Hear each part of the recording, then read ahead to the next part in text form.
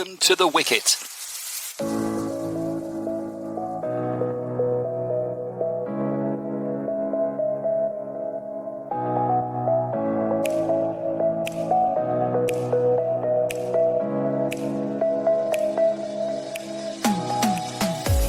Hello, and here we are once more for a new episode of Cricketing Conversation at the Wicket, the podcast brought to you by Arab News. I'm your host, Brian Murgatroyd, and with me once again to discuss what's happening in the sport locally in the Gulf, regionally in Asia and worldwide, Arab News columnist Jon Pike and Arab News cricket reporter Subas Humagain. Hello, gentlemen. Hello, Brian and Subas.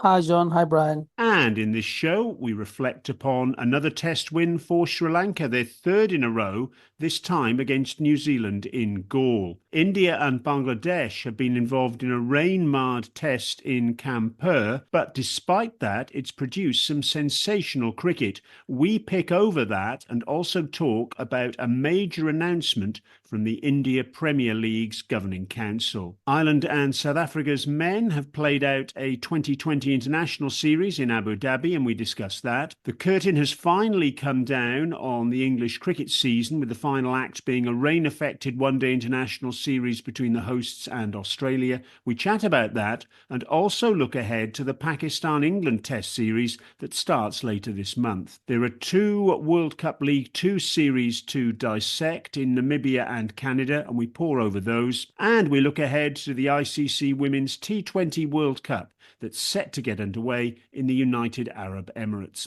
On top of that, as ever, Subas and Jon tell us what's caught their attention in the world of cricket in the recent past. Plenty to get our teeth into then, so let's get started.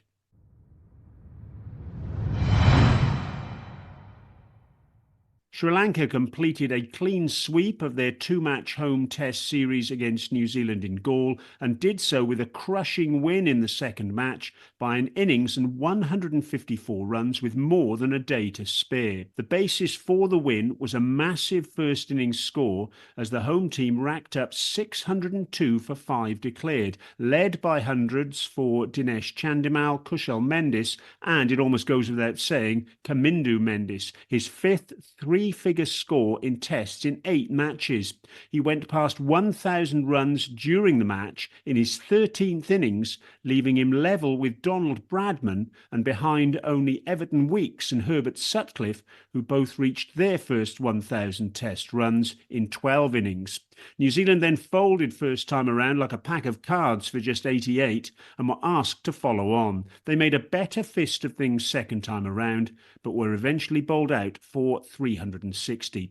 Off-spinner Nishan Perez took 6 wickets in that second innings and 9 in the match, a remarkable achievement on debut, and he and left-armer Prabhath Jayasuriya shared 18 wickets in the game. Jayasuriya now has 97 wickets in 16 tests. Subas, 3 wins in a row then for Sri Lanka after their success at the Oval against England last month, and their 6th in the calendar year, their highest number of test wins in a year for 18 years. What a turnaround for them. After 2 dreadful tests in England, all of a sudden, everything's rosy in the garden. Yes, something that was not expected after the World Cup, so much so that the interim man in charge, Sanath Surya, is being tipped over to take the full-time duty. The way team has played, I think he should be getting that. The series against Kiwis was different to England, and I think the team made most of their home advantage. This third test, I think that was a prime example how dominant Sri Lanka have been in the home soil. New Zealand, they failed to put up 3-figure mark in the board, while 3 batters from Sri Lanka got century in the same pitch. I think this is a huge turnaround that will help Sri Lanka to force the way forward. Jon, what about Kamindu Mendis' latest achievement, placing him in the very top echelon of men's batters ever to have played the game? We're running out of superlatives for him, aren't we? Well, it's an outstanding achievement. He's the first batter in Test cricket history to hit a 50-plus score in each of his first 8 matches, and only the second Sri Lankan to hit 50-plus scores in 8 successive tests. Needless to say, Kumar Sangakkara hit 50-plus scores in 9 successive tests back in 2014. And Mendis got to the 1,000-run landmark in 8 tests. Only Dob Bradman got there in fewer, 7. And he now averages 91.27. And interestingly, he also bowls finger spin with both arms. Not at the same time, that is, but right arm off spin and left arm orthodox. And it's going to be pretty interesting to follow his career from what is a high point. Subas, a new star has arrived in the Sri Lanka spin firmament as well, with Nishan Perez's arrival. What a debut. Acting coach Sanath Jayasuriya said he couldn't believe that Perez was on debut. So well did he take to Test cricket. Well, after conceding 600 runs in the first innings, New Zealand simply knelt down to a spin duo of Jayasuriya and Paris. That spell in the morning of day 3, I think that took the test away from them. Both of them bowled really well. We've seen how dangerous Jayasuriya is, and in this condition, I think Paris picked up Rachin and Azaz in consecutive overs. I think that opened the floodgates. If they keep this partnership going, I think Paris will complement Jayasuriya very much. It will be tough for teams to get results from Sri Lanka at home. John, for all of Sri Lanka's excellence, what on earth has happened to New Zealand?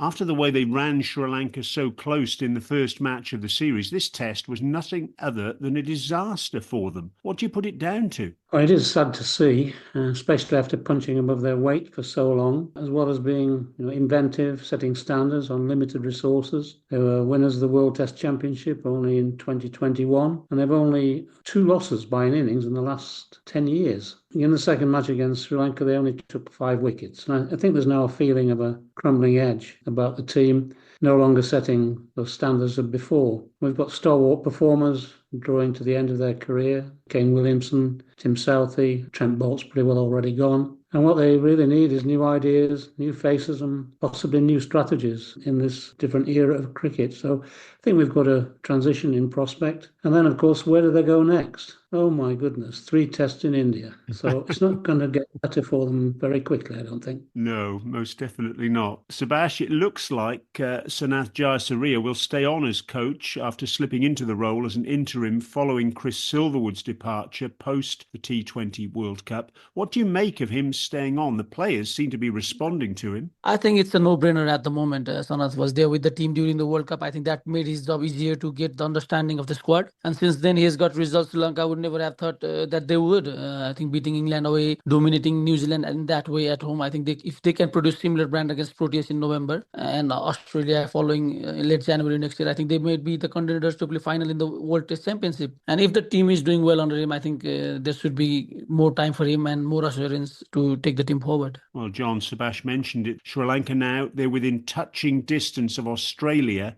in second place in that championship table, and 2 wins from their next 2 matches, albeit away in South Africa in December, have the potential to take them into the top 2. Can they do it? Well, you mean, can they get into the top 2 or get there and stay there? In theory, yes, they could get there by beating South Africa in November. Whilst the India-Australia series gets underway in November and lasts through until January. And I think much depends on the Australia-India series outcome.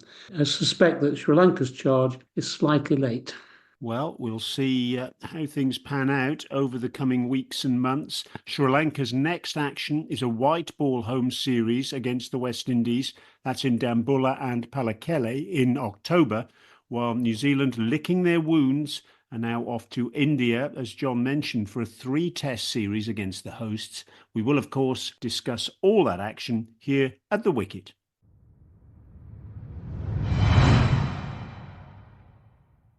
After India's first test win against Bangladesh in Chennai, hopes were high for another competitive match in their 2-game series, this time in Kanpur. And despite rain preventing play for more than 2.5 days, India did the seemingly impossible and forced a result. After bowling Bangladesh out for 233, they then thrashed 285 for 9 declared from only 34.4 overs, before Jasprit Bumrah, Ravichandran Ashwin and Ravindra Jadeja took 3 wickets apiece to knock over Bangladesh for a second time, this time for 146, ahead of a successful run chase. Subas, what on earth is there to say about this magnificent piece of positive cricket from India? Well, it's not just positive cricket, it's ballistic batting. We never expected someone to come over and play like this in rain-shortened match. They wanted to force a result, and how better than to show their ability. I think they had batters of that caliber, and they did just that. A bit of risk going all out, but it paid off well. I think if they had lost early wickets, they would have gone on saving the match rather than going all out. But Jaiswal, Rohit Sharma, I think they set the tone for the middle order batters to come up, and Kohli, KL Rahul, they just did what they can do the best. John, comments are sometimes made about the negative effects of short-form cricket on Test cricket, but this turbocharged approach by India after losing so much time to the elements, well, it really was an illustration of what the modern game can produce in a positive way, wasn't it? Yes, it's not the first time in cricket history that teams have had an attacking approach. And in this case, India's really was a very pragmatic approach, given that they'd lost so much time in the game. And I guess, yes, the players would bring the skills that they were honed in shorter formats to this particular situation. It was a very adaptive approach. Subas, what reason can you find for explaining the way Bangladesh crumbled in the way they did? Well, it was more of a brilliance of India rather than Bangladesh crumbling. Monomal fought a long battle in the first innings. Second innings, I think there was brilliance of Bumrah and Jadeja. The way Jadeja got 2 minutes in Saqib and Lytton in the consecutive overs, I think that made the job easier for Bumrah to clear the tail. Mushfiq was out of support towards the end. Otherwise, I think Bangladesh would have been thinking to see the day off, but it was brilliance of India's bowling more than them crumbling down. And John, this cements India's place at the head of affairs in the ICC Test World Championship table. With their attack and their varied bowling resources, plus their aggressive and high-quality batting options, they must be clear favourites for a first title at Lord's next year, aren't they? And if not, why not? There's some distance in this road to travel. There is the small matter of India playing 5 test matches in Australia, which I think will have a big say on the outcome of the top 2 positions and classification of who might be favourites when the World Test Championship final comes around in June of next year. Well, India are now well and truly in the mood for the arrival of bedraggled New Zealand, with the first test of that series to be played at Bengaluru starting on the 16th of October. If it's half as entertaining as the way India have played against Bangladesh, it'll be well worth a watch, and we'll cover that off for you, as you'd expect, here at the Wicket.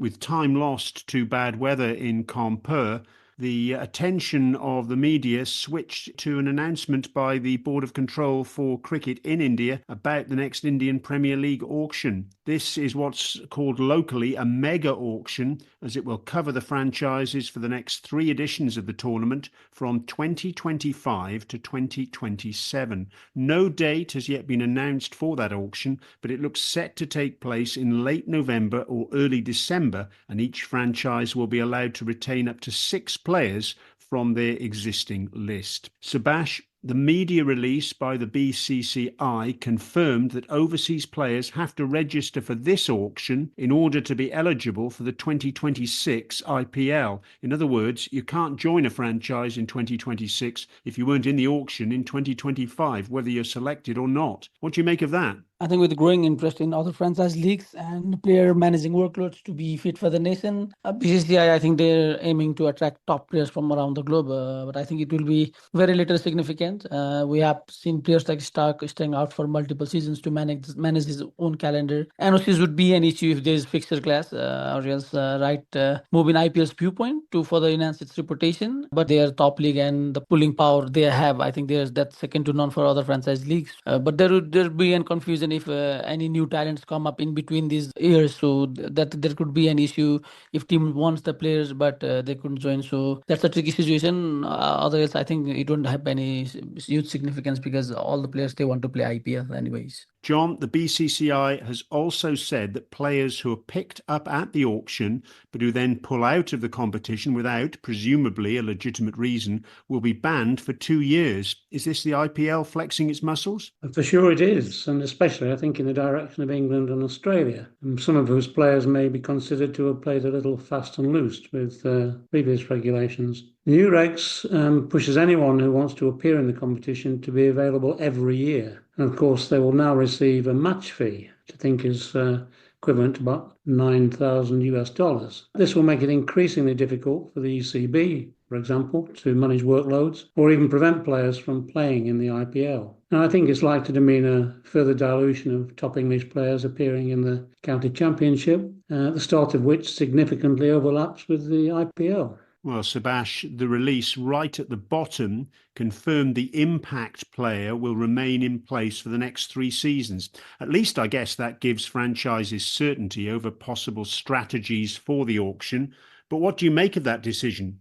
Brian, I'm not a big fan of this impact rule, but this will mean in auction way, all-rounders will not be as in demand as they used to be. I think this will help franchise to add on specialist bowler or batters into the team as the spot for one would with this impact rule. And Indian players may benefit from this one because when you have an impact rule, you have one more Indian player to select out from. So specialist batter and bowlers, I think they'll garner more money with this rule coming in. Jon, do you think that impact player continuation with the 3-year decision will mean other leagues and even the ICC under new chairman Jay Shah will follow suit in their 2020 competitions? It may well be the thin end of the wedge. I think it's a pity for Australia, which is a circuit of high-quality all-rounders, a type of player who gets squeezed by the impact sub. Well, that remains to be seen, of course, as to whether other leagues go down that path. We know the ILT20 in the UAE already has that contingency as well. Well, rest assured, we'll stay across the IPL mega auction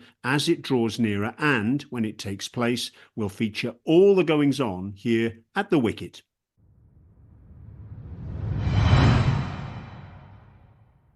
Having lost a chunk of their summer to the T20 World Cup in the Caribbean and the USA, Ireland's men have extended their home season with 5 white ball matches against South Africa in Abu Dhabi. At the time of recording, the two sides have played 2 2020 internationals and the series was shared 1-1. In the first match, Ireland lost their way after a promising platform had been set by Curtis Camphor and Neil Rock, and their 171 for 8 was easily overtaken as South Africa won by 8 wickets with 14 balls to spare. Ryan Rickleton made 76, Reza Hendricks scored 51, and the pair added 136 for the first wicket in 13 overs.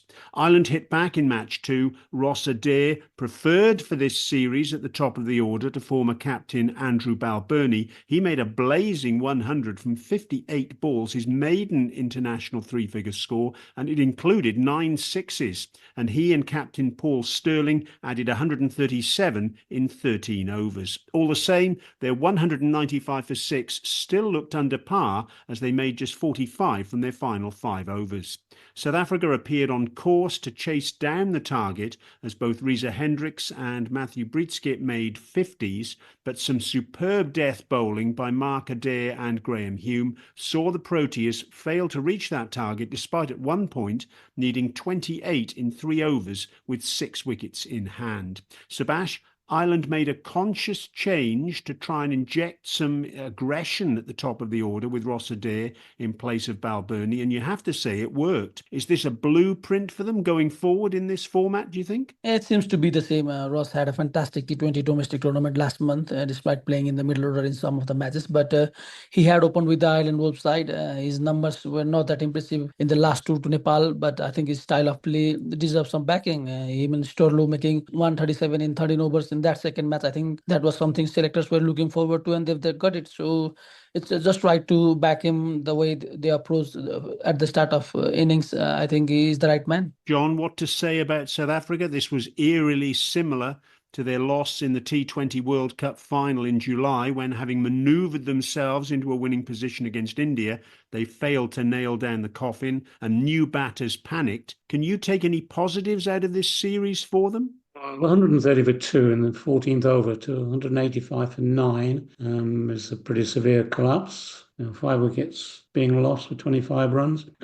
South Africa are missing some players. It's their first loss to Ireland in T20. Let's not take anything away from Ireland, but in terms of positives to South Africa, they did win the first match. And I think they can now be aware, if they weren't already, that Ireland is not a pushover. Well, the two sides will now play 3 one-day internationals, the first of them taking place as we record this podcast, and we'll report back on those in our next episode.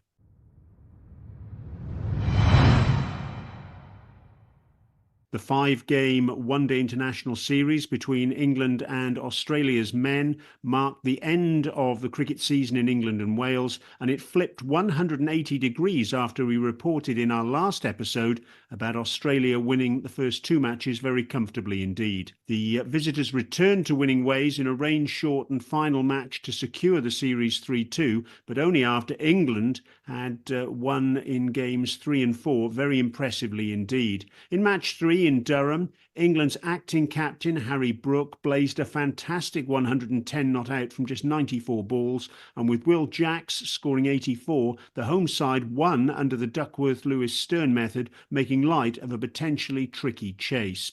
Then in match 4, England administered a thrashing, scoring 312 for 5 at Lord's in just 39 overs, another rain-shortened game, as Brook made 87 in 58 balls, while Liam Livingstone scored a brutal unbeaten 62, and he only faced 27 deliveries. That included 7 sixes. Australia were then humbled for only 126, as Matthew Potts, Jofra Archer and Bryden Carse ripped through the visitors' lineup. But in the final match in Bristol, England repeated their mistake of Game 1, where they fell in a heap against Australia's slow bowlers after finding themselves in a fantastic position to make a massive score. They'd reached 202 for 2 in the 25th over, led by Ben Duckett's 107 in 91 balls and 72 from just 52 deliveries from Harry Brook, before they lost their way and their final score of 309 proved inadequate.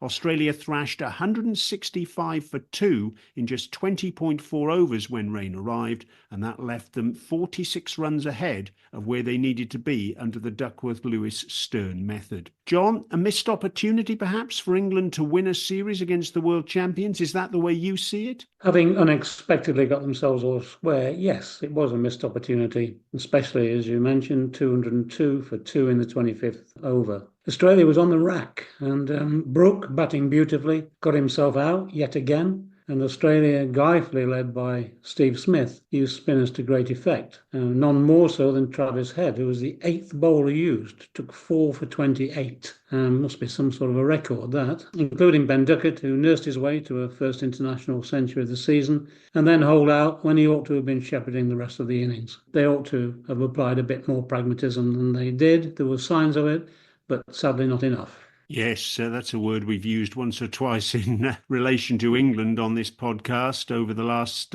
few months and indeed the past year. Let's talk Harry Brook as well, John. We were critical of him earlier in the series, but credit where it's due. He was excellent in matches 3, 4 and 5, scores of 110 not out, 87 and 72. But I get the impression that you still want more from him. Yes, he was excellent up to a point, or to be precise, the last ball of the 25th over, when having hit the first 2 balls of Zampa's over. For 6, he went for a third and miscued to long off. Really a schoolboy error, and another example of his impressive talent not being fully realised. Subas, what do we make of Australia? Lots of relatively inexperienced players in the squad. How do you measure their performances in this series? Well, they should be happy they ended up winning the series after England regained that momentum. The third match and the fourth match, and even the first half the innings in that decider, England looked like they're going to make their comeback. Australia in this series, I think they were more focused on finding the opening pair post-Warner era, and looks like they're in dilemma with whom to choose now. We saw rotation of the opening pair throughout the series, and it looks like Head and Sort up top with Marsh slotting in the middle would be ideal for now. Did Australia drop the ball by resting Travis Head for match 3? After Mitch Marsh, following the win in Game 2, said they would play their strongest side to try and lock up the series. Well, he didn't play in Game 3. They lost again at Lord's, but they managed to get out of jail with that win under the DLS method in the final game. I think dropping here had much to do with the trial and error, finding the opening pair they had been trying on. Head is assured of the spot, and they wanted to give time to Sort and Marsh in that position. They were 2-0 up, and they had that liberty to take that risk. Both had starts they couldn't convert in that that game and went on to lose heavily. And Australia then realized having Head is a must. So I think it was a bit of a trial and error, and they knew Head is going to be in that position for a long time now. John, what about Jofra Archer? His bowling in this series appears to be vindicating the softly approach to his comeback taken by the England management. What have you made of his performances? A bit mixed, really. He got 0 for 53 off 6 overs in the first match, 2 for 67 off 10 overs in the third match, and 2 for 33 off 7 in match 4. So improvements throughout those 3 matches. I guess it's understandable after so long not playing. But I do think it's a shame he didn't play in the final match, and given that it's the last match of the season and he's not going to Pakistan. And Subas, Cameron Green, he was ruled out after suffering a back injury during the series. He's had a history of back issues, and this obviously places a question mark over him for the home test series against India. How significant could that be for Australia long term? Well, injuries has been concern in his career early on, but was an asset in the side. I don't think he'll make it to the squad as a batter-only role. Mars has not bowled as much as he used to in recent matches, so this will be a tricky space for the selectors, whether they bring in another all-rounder or stick with Mars' ability and believe in Green's batting only. But I would rest Green and pick an opener, opt up to bring Smith down the order. I think that will balance out the sides.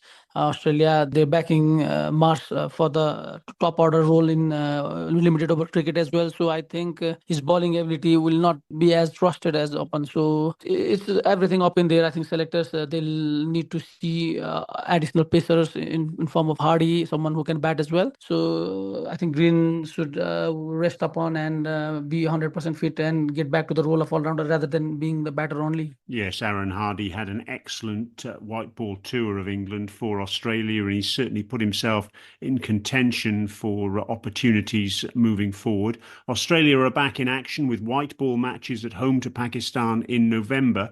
But before that, Pakistan are set to host England in 3 tests, the first of which is in Multan, starting on October the 7th. Subas, Pakistan have had a strategic connection camp, which is a very interesting name for a get-together, ahead of the start of the series. There were some of the country's top players, coaches Gary Kirsten and Jason Gillespie, Chairman Mohsin Naqvi, and the board's leadership team all getting together to try and ensure everyone is rowing in the right direction. What do you make of that? Is it window dressing or something more substantial? I'd call it need of time. The statement in PCV's website mentioned that the primary objective of the camp is to define a shared vision and mission, along with setting a roadmap to reignite the pride and excellence that Pakistan cricket has been characterizing since achieving the test status. And the recent results, I think, they suggest they are far off from what they are trying to achieve. And with the core players and coaches involved in this strategic connection camp, I think there should be something in the end result to clear the air, something giving more clarity in what's going on inside the field and off it as well, with the management involved in it. John, left arm fast bowler Josh Hull has been ruled out of the series for England with a thigh injury. He was called from, well, basically nowhere really to play in the last test of the summer against Sri Lanka. Is he going to be a one-test wonder, or given he's still only 21, do you expect him to come again? A quad injury takes time to heal. I think particularly even more so with somebody of his build and physique. As you mentioned, he's limited first-class experience, but he was fast-tracked by England, given his left-arm action and height. So I expect to see them continue to invest in him. And John, what about Ben Stokes? What are you hearing about his hamstring injury? Will he be fit to bowl on that Pakistan tour? And if he isn't, what will that do for England's chances? The word is that he will not bowl in the early part of the series, but will captain. This clearly affects the balance of the team and affects bowling selection. It was a 16-strong squad, contains 3 spinners and 5 medium-stroke quick bowlers, 7 batters and 1 all-rounder in Stokes. If he could bowl, they could play 3 spinners if required and 1 quick. If he doesn't bowl, then I guess they might go for 2 spinners and 2 quicks. I think the real chances are going to be affected by how the top order fares. I mean, Zach Crawley hasn't played since the end of July, and we know how fragile the top order can be. But I think they'll still fancy the chances. In Pakistan's, only 3 of its past 17 tests. And if they'll draw a blank in this series, they'll have gone 3 full calendar years without beating anyone except Sri Lanka. Yes, tough times for Pakistan, but they'll be hoping to turn things round against England. But Subas, of course, it's never dull in Pakistan cricket, is it? Mohammad Yusuf, he stood down as a selector to concentrate on other aspects of his work with the PCB. He was head coach, actually, of the under-19 side that finished third in the latest ICC Under-19 Cricket World Cup. What do you make of this move by Mohammad Yusuf coming so close as it does to the Test series? Should we read anything into it? I think the cutting down of selection committee will be more clear after the strategic meeting ends. I think they're trying to limit the selection committee to those who work from inside the team only. I remember they did not replace Wahab Riaz and Abdul Razak after that horror show in T20 World Cup. They were sacked while Yusuf may have been asked to step down to keep the noise low. And as he's still in the coaching role inside the board, I think he's sacking him would not have been appropriate. And the board is trying to limit the thinking heads and get more clear opinions from those inside the team to get the team selection. Well, we will, of course, follow that Pakistan-England Test series here at the Wicket.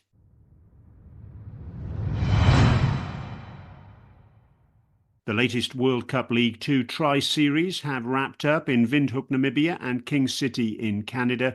Remember, the tournament is for the top 8 associate men's sides with the carrot of automatic entry into the next ICC Cricket World Cup qualifier. And, well, those two tri-series have been absolutely terrific. In Namibia, the USA steamrolled the hosts and the United Arab Emirates, winning all 4 of their matches. And in King City, Canada did the same against Oman and Nepal. It means that Canada still, remember, without a full-time coach after the sacking of Pabudu Dissanayake earlier this year. They're now top of the table with 8 wins from 12 matches, while the USA are level on points with the Netherlands in second place, 4 points behind Canada, but having played 4 games fewer. At the other end of the table, the UAE are bottom of the ladder with just 1 win from 7 matches, while Nepal are a point ahead, having played 1 more game themselves. John, let's talk first of all about Canada's revival. What a remarkable performance given the behind-the-scenes issues. What stood out for you in their 4 wins? The economy rate of the bowlers in a range of 2.2 stroke 3.2 to 450 stroke 650 were over, with the opening bowler Kalin Sana the pick of the bunch. There's also some standout innings with Bhargav Singh scoring 83 and 42. Yes, Kalim Sana is certainly one of the very best bowlers in associate cricket and worthy of a much bigger stage, you would have to say. Subas, the USA, meanwhile, they've laid down a marker, haven't they? This was mightily impressive from them. Again, what was your highlight of their effort? The batting, Brian. I think the players have taken the role with both hands and are consistently scoring runs. They dropped their Mainstay, Taylor and Jones in the squad. But the players that have come in, I think they've responded with runs. Mukumalla is living up the hype and getting runs away from home continuously. At just 20, he has scored a century and 2 half-century in 3 innings in Windhoek. And if you look at his previous series here, I think he averages 193 in that ground with 386 runs in 6 ODIs. And it's not just the ODIs, he's kept up the form by scoring another half-century in T20I series too. And the things up top, I think Andrews House has been getting runs since that World Cup. He's looked fantastic opening, and everything's looking good for US cricket once the batting gets strong. But Subas, talk to us too about Nepal. Would it be fair to call this tournament a disaster? What went wrong? It's batting again, but for all wrong reasons for Nepal. And unlike USA, I think we talked about USA's players coming in and firing, but Nepali batters, they've failed to stand up. They're struggling so bad. It's the same to say that they're the same team that had such good end in the last cycle. They've struggled at home in the series against Netherlands and Namibia earlier this year. And this series in Canada, I think it's even worse. The selection changes has not helped either. The team that was fighting one-ball battles to win looks like it's finding hard to survive those one-ball battles right now. And John, the UAE's tournament, one fantastic run chase against Namibia aside, was hardly a success either, was it? What on earth's happened to them? No, it wasn't a success. It's easy to point to the fact they did not score enough runs, which of course they did not. But then on September the 29th, they scored 245 for 2 against Namibia in a T20 match. The ability of players to switch between formats with days or in a day's notice, I think, is something worthy of some further research, especially for countries with limited squads in terms of numbers and the respective specialisations of individuals in one format or another. And even the England and Australia players were commenting on the need to adjust between formats in very quick time. Well, a reminder, there are 8 sides in World Cup League Two. That's the Netherlands, Scotland, Canada, Namibia, the USA, Oman, Nepal, and the UAE, each of them playing a total of 36 one-day internationals across 2 years. The top 4 sides go forward to the World Cup qualifier, while the bottom 4 will go into a playoff along with 2 sides from the Challenge League, which features the 21st to the 28th ranked sides in the previous qualifying cycle. And 4 of those teams will go forward to the qualifier as well. The sides have stayed on in Namibia and Canada for 2 T20I tri-series, and we'll report back on those for you next time.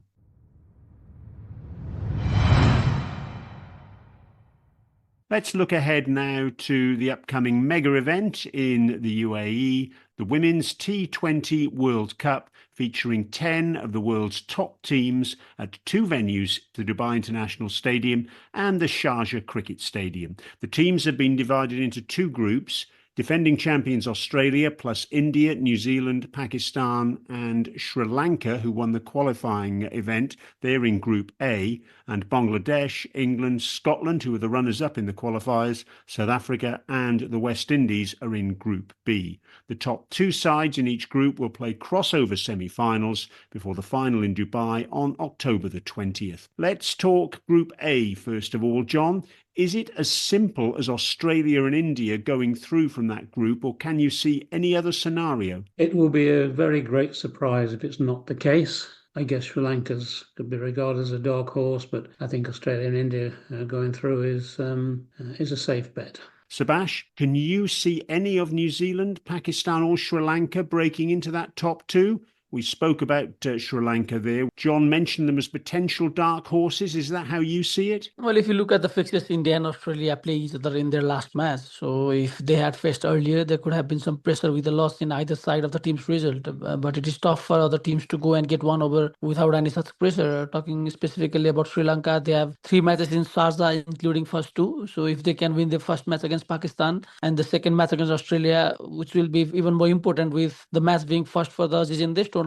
So Sri Lanka will know the conditions better. They may get a chance to put some pressure on Australia first up. If they can get something out of that match, there could be something, but it's tough to beat India and Australia, and even more so in the World Cup. And Subas, what about Group B? England are the form side there, and is it a case of South Africa and the West Indies fighting it out for second spot, or can you see Scotland or Bangladesh causing some upsets? Comparing to the previous group, I think this is going to be a less competitive. I think England and South Africa are form favourites, and with very less chances of upset in between these teams. The losers of England versus South Africa as second round match, they will have to battle it out until the last match, but it's tough to see any than these 2 going through. John, England lost their warm-up match to Australia, but they've got a strong unit led by Heather Knight. The majority of the side rested up and had a training camp in Abu Dhabi ahead of the tournament. Is this their time to regain a title they haven't won since 2009? Well, since 2009, they've been semi-finalists every time. They're a very talented squad, as you mentioned, and they ought to go one step further this time,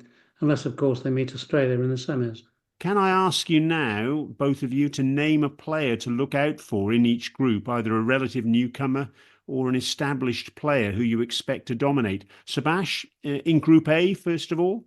Big occasion calls for a big player, and I think Alisha Haley will be ready to lead the team by example. She's always amongst the runs, and even more so in this stage. And John, what about you in Group A? I'm going for Phoebe Litchfield. I think she's a young player and fine run of form with huge potential. What about Group B? Subas, who are you looking out for there? Laura Albert, she's been consistently getting runs in recent times, and I think with comparatively easier opposition in front, she would be ready to get some runs out of the business end of the tournament. Yes, the South Africa captain, she's been leading by example in the recent past. John, what tickles your fancy? I'm going to be looking out for Rachel Slater of Scotland. She was the leading wicket taker from the qualifiers and crucial to Scotland's first appearance at the Women's T20 World Cup, taking 11 wickets at 13.8. She's followed that up with 9 appearances in the 100 and 12 wickets in the English and Welsh domestic T20 competition. Having had a year out of the game, she's back very strong force, and I think she'll be leading Scotland's charge. Time now to put your heads on the block and come up with a winner and the reason why you've gone in the direction you have. Subas, first of all? Australia, best team on paper, monsters mentality in the field, and far too many match winners. I think they'll not just win, they'll go unbeaten throughout the tournament. And John, are you going down that same path, or are you going to row your boat in a different direction? Well, I would like to say England, but I'm with Subas. Difficult to see beyond Australia. So I'm expecting some thrilling semi-finals. Yes, I think I'll make it a trifecta here. I think I'll go with Australia as well. It was interesting. Ash Gardner was talking during their series against New Zealand, where she said it was quite remarkable that they had someone of the batting ability of Annabelle Sutherland coming in at the sixth wicket down. That really is a frightening prospect for the other teams when you have someone of Sutherland's ability coming in so late in the order. Well, the tournament gets underway with Bangladesh, who were due to be hosts, remember, until the tournament was relocated because of political instability in that country. They play Scotland, and Pakistan are up against Sri Lanka. Both of those matches are going to be played in Sharjah on Thursday, the 4th of October, and we'll update you on the early stages of the tournament in our next episode.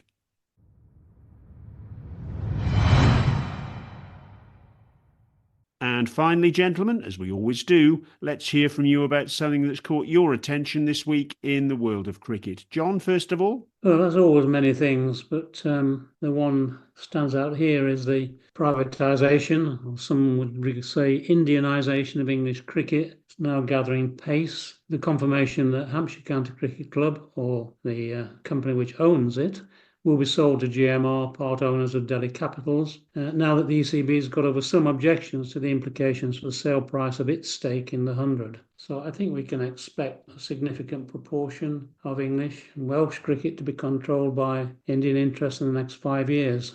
It is really a get-rich-quick scheme for those involved, and dare I say, a remarkable inversion of an imperialist regime over the last 77 years. It's quite interesting as well, John, to read suggestions that the Delhi Capitals owners are also now looking at the Hampshire-based 100 franchise, Southern Brave, as next on their hit list to possibly pick up. So this story, particularly from a Delhi Capitals perspective, has still got some legs by the seam of it. Well, it has. I mean, they'll get 49%, of course, with the purchase. It's the question of then of how the 51% ECB share is priced, because that will be a yardstick, I think, for some others. And Subhash, what about you? What's tickled your fancy? Well, the IPL retention policy, there's going to be a lot of it scratching to happen with the use of retentions and RTMs. The budget equation that will follow along, and top of all, the option for players to reject retention and go to the auction is the one I'm looking forward to, with Rohit Sharma being in the center of it. Yes, Rohit Sharma, who's going to pick him up? Is he even going to be retained by Mumbai Indians? There are all these questions still to be asked and indeed answered, and we'll get those answers over the coming weeks and months. Well, that's all for this episode of The Wicket. We'll be back soon with more cricket chat from the Gulf region, Asia and worldwide. As ever, please don't forget to like, subscribe and comment on what you've heard wherever you get your favourite cricketing podcast. This, though, is Brian Murgatroyd along with Jon Pike and Subas Humagain saying thanks for listening, and until next time, goodbye. Hey, goodbye. Goodbye.